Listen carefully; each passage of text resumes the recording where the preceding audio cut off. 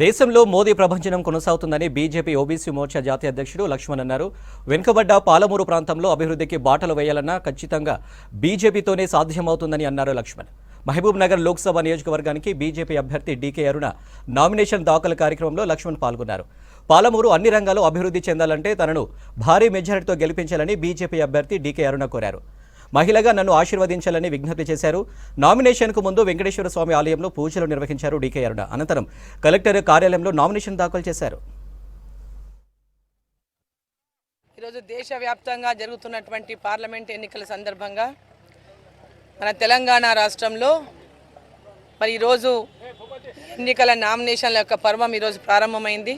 మరి యొక్క ఎన్నికల నామినేషన్ మొదటి రోజు అయినటువంటి ఈరోజు భారతీయ జనతా పార్టీ తరఫున నరేంద్ర మోదీ గారి యొక్క ఆశీస్సులతో మరి పెద్దలు మరి వారి యొక్క నేతృత్వంలో ఈరోజు నామినేషన్ని దాఖలు చేయడం జరిగింది. మరి ఈరోజు ఈ నామినేషన్ ప్రారంభమైనటువంటి మొట్టమొదటి రోజు నేను ఈ పాలమూరు ప్రజలకందరికీ నేను తెలియజేయదలుచుకున్నాను.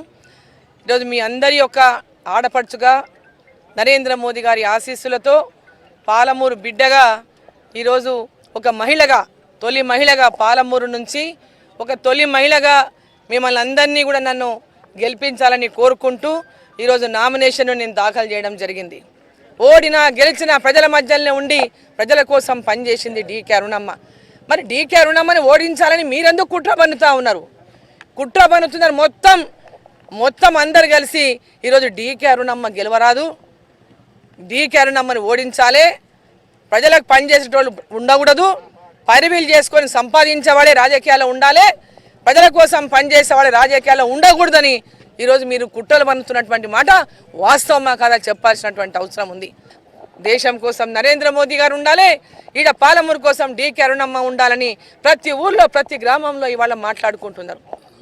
సమస్యల పరిష్కారము, పాలమూరులో ఉన్నటువంటి నీటి ప్రాజెక్టుల యొక్క మరి లభ్యత ఖచ్చితంగా కేంద్రంలో మూడోసారి నరేంద్ర మోడీ గారు ప్రధానమంత్రి కాబోతున్నారు. కేంద్రంలో బీజేపీ ఎన్డీఏ ప్రభుత్వం రాబోతున్నది. సర్వేలే కాదు సర్వత్రా కూడా ఎక్కడ వెళ్ళినా మోదీ ప్రభంజనం వీస్తూ ఉన్నది.